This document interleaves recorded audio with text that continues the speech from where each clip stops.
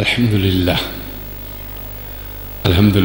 وکفا والسلام علی عبادہ الذین اصطفیٰ الحمدللہ حمدا کثیرا طیبا مبارکا والصلاة والسلام علی من لا نبی بعدہ اما بعد قال اللہ تعالی فی الکلام المجید والفرقان الحمید بسم اللہ الرحمن الرحیم انی ارا فی المنام انی اذبحک فانظر ماذا ترى قال یا ابت افعل ما تؤمر ستجدنی ان شاء اللہ من الصابرین صدق اللہ مولانا العظیم وصدق رسولہ النبی الکریم ان اللہ وملائکتہ یصلون علی النبی یا ایہا الذین آمنوا صلوا علیہ وسلموا تسلیما اللہم صلی علی سیدنا و مولانا محمد وعلی آلہ وصحبہ وبارک وسلم اللہم صلی وسلم وبارک علی ذات المحمدیت والآل عدد خلقک یا اللہ یا اللہ یا رحمان یا رحیم یا حی یا قیوم برحمتک نستغیث معزز و محترم حاضرین ذی وقار، آج کا یہ عظیم الشان دن جو پوری امت مسلمہ کو ایک فکری دعوت اور عمل کی طرف راغب کر رہا ہے، اور یہ دن مخصوص ہے جناب سیدنا ابراہیم علیہ السلام کے اس عظیم الشان یاد کی طرف کہ جس کو ہر سال ایک نئے جذبے اور ایک نئے ولولے سے امت مسلمہ مناتی ہے،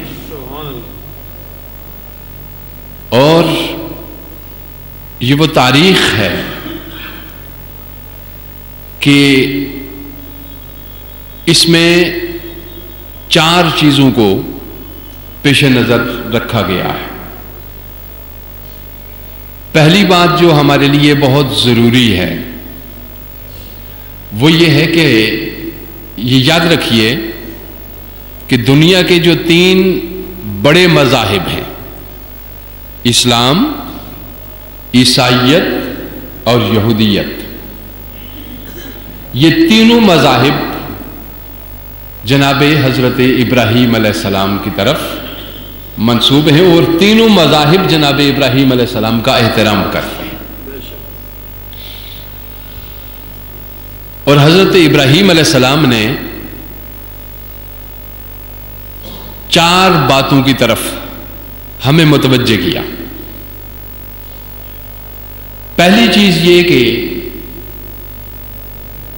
ایک عام آدمی کا خواب ہوتا ہے اور ایک اللہ کے پیغمبر کا خواب ہوتا ہے۔ ایک خواب انسان کی اپنی انفرادی شخصیت پر اثرات مرتب کرتا ہے، اور ایک خواب وہ ہے جس کے اوپر پوری انسانیت کا دار و مدار ہوتا ہے، اور ایسے خواب ہمیشہ وہ شخصیات دیکھا کرتی ہیں جن کے خیالات بلند، جن کے ارادے مضبوط، جن کی سوچ انتہائی مثبت، اور جن کے ظاہر اور باطن کے اندر یکسانیت ہوتی ہے۔ یعنی اجتماعیت کو بدلنے کے لیے ظاہر اور باطن میں یکسانیت کا ہونا ضروری ہے، قول اور فعل کے اندر تضاد کا ختم ہو جانا ضروری ہے۔ ایسے خواب یا اللہ کا پیغمبر دیکھ سکتا ہے، یا وہ دائی دیکھ سکتا ہے کہ جس کو اللہ نے منتخب کر لیا۔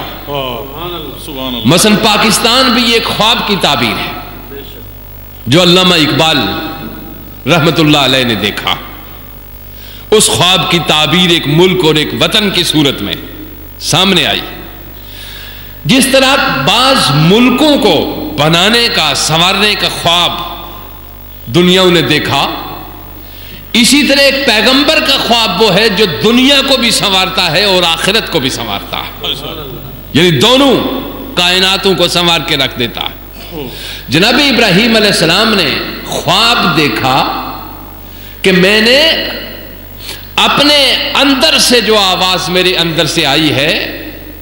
کہ میں ایک طاقت کے سوا دنیا کی کسی طاقت کو تسلیم نہیں کرتا، یعنی توحید، اللہ کی وحدانیت، ایک طاقت کو مان لینا، ایک طاقت کو تسلیم کر لینا، اسی کی بڑائی کو تسلیم کرنا۔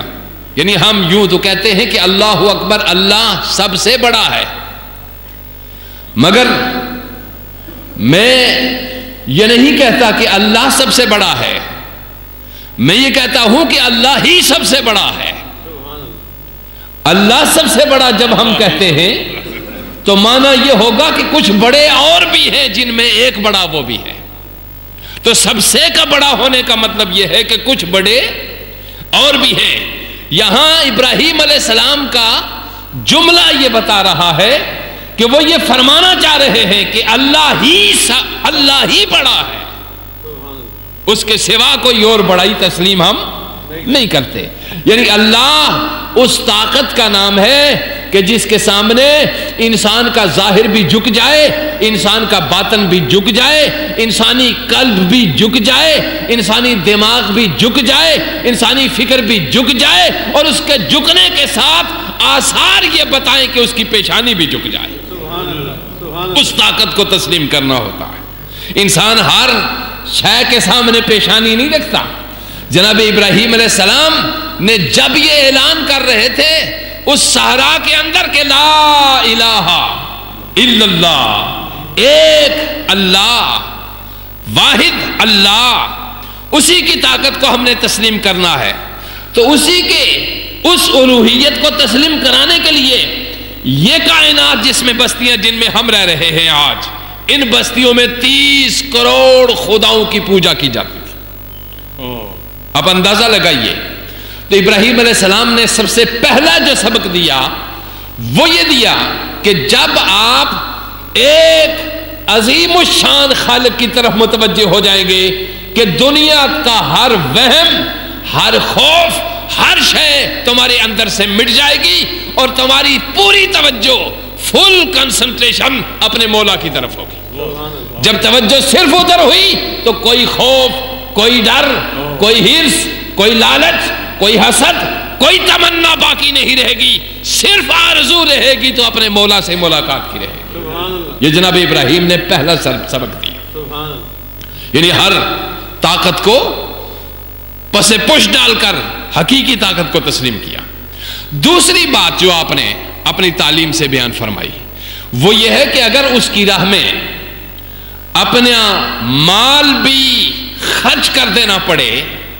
تو انسان تینوں چیزوں کو خرچ کرتا ہے تب کوئی مقام حاصل کرتا ہے، جان، مال اور اولاد۔ یہ تینوں چیزیں اگر ان تین چیزوں سے محبت ہو گئی تو رب کی محبت میسر نہیں آتی۔ ان تین چیزوں سے اگر انسان محبت کر بیٹھا، ان کی طرف رغبت ہوتی ہے، محبت صرف اللہ سے ہوتی ہے۔ یعنی اولاد سے ایک رغبت ہے، مال سے ایک رغبت ہوتی ہے مومن کو، اور جان سے ایک رغبت اور ایک تعلق ہوتا ہے۔ مومن زندہ صرف اس لیے رہنا چاہتا ہے کہ وہ اپنے مولا سے ملاقات کا راستہ ہموار کر لے، وہ اپنے مال کو صرف اس راہ میں خرچ کرنا چاہتا ہے کہ میرا پروردگار خوش ہو جائے، وہ اپنی اولاد کو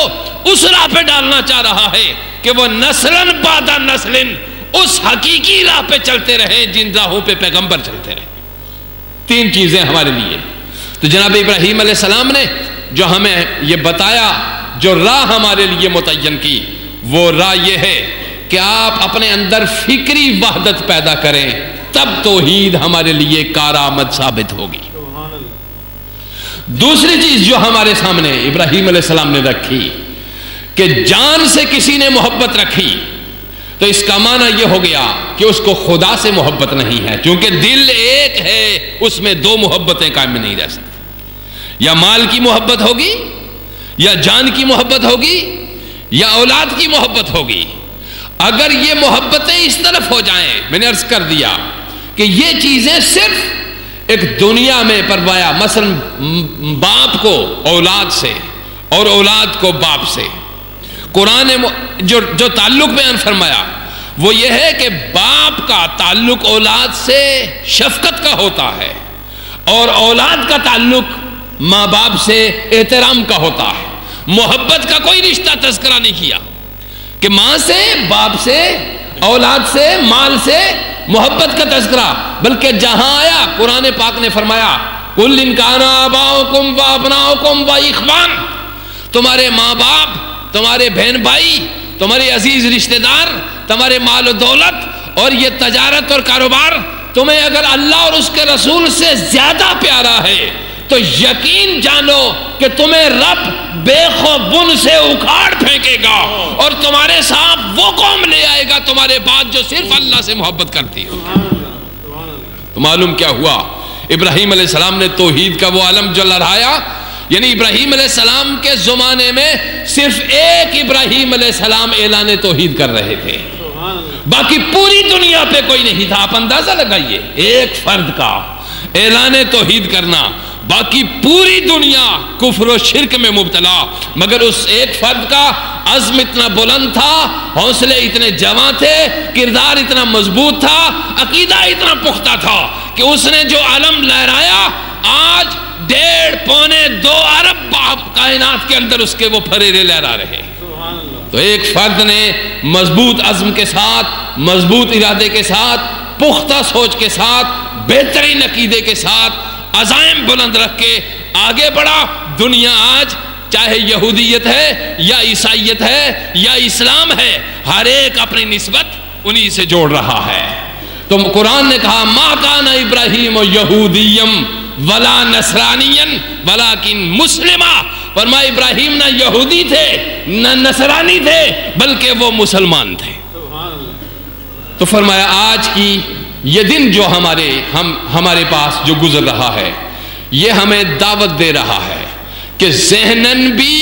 اور قلبن بھی ہمیں توحید کی طرف جانا چاہیے۔ ہمارے اندر ذہن بھی ہمارا وحدت کی طرف جائے، قلب بھی ہمارا وحدت کی طرف جائے۔ جس قوم کا قلب و ذہن ایک ہو جاتا ہے اس کے عمل میں بھی وحدت آ جاتی ہے اور اس کے عقیدے میں بھی وحدت آ جاتی ہے، اور جس قوم کے عمل کردار کے اندر وحدت نہیں، اس کے ذہن کے اندر بھی وحدت نہیں اور اس کے قلب کے اندر بھی وحدت نہیں ہے۔ اور جن قوموں کے اندر دو رخی ہو یقیناً وہ کبھی کامیاب نہیں ہوا کرتی۔ پروردگار نے 2 اور 2 4 کا اصول رکھا ہوا ہے، اور اس میں آپ انہی راہوں کو منتخب کریں گے۔ تو سب سے پہلا سبق حضرت ابراہیم علیہ السلام نے یہ دیا کہ اے اہل دنیا، ہمیں سب سے پہلے اپنے قلب و ذہن کو ایک وحدت کی طرف متوجہ کرنا ہے۔ اس کا نتیجہ یہ نکلے گا جب تمہاری سوچ میں یکسانیت ہوگی، جب تمہاری نیت میں یکسانیت ہوگی تو پھر تمہارے عمل میں بھی یکسانیت ہوگی، اور تمہاری زبان میں بھی یکسانیت ہوگی، تمہاری طاقت میں بھی وحدت ہوگی۔ یہ بہت بڑی زبردست طاقت ہے اور بہت بڑا عظیم عقیدہ ہے امت مسلمہ کا۔ تو اس لیے پہلی چیز ہمیں وحدت کی طرف، یعنی وحدت کا معنی کیا ہے کہ اتحاد، کہ مسلمان 1.5-2 ارب وہ بولیں تو ایک بولی بولیں، سوچیں تو ایک سوچ سوچیں، اس میں چاہے لیڈر ہو یا حکمران ہو یا عوام ہو، ان کی سوچوں میں وحدت ہونی چاہیے، ان کے عمل میں وحدت ہونی چاہیے، ان کے کردار میں ایک بلندی ہونی چاہیے، اور ان کے قول اور فعل کے اندر تضاد نہیں ہونا چاہیے۔ حکمران دنیا میں انصاف کی بالادستی کے لیے کام کریں، عوام حق و صداقت اور امن و سلامتی کے لیے اپنے اندر وحدت پیدا کریں۔ اور یہ چیزیں جب ہمارے اندر آئی تو یہ ابراہیم علیہ السلام نے یہ بتا دیا کہ یہ کسی صورت ممکن نہیں ہوتا کہ جب تک ہم دوسروں سے چھینیں گے اس وقت تک یہ ممکن نہیں ہوتا. اس وقت تک یہ یعنی ہم جب تک مال کے حریص رہیں گے, عزت کے حریص رہیں گے, طاقت کے حریص رہیں گے, اقتدار کے حریص رہیں گے, اس وقت تک یہ ممکن نہیں ہوتا. دوسرا پیغام جو اس قربانی کا ابراہیم علیہ السلام نے دیا وہ یہ دیا کہ ذہنی یکسانیت,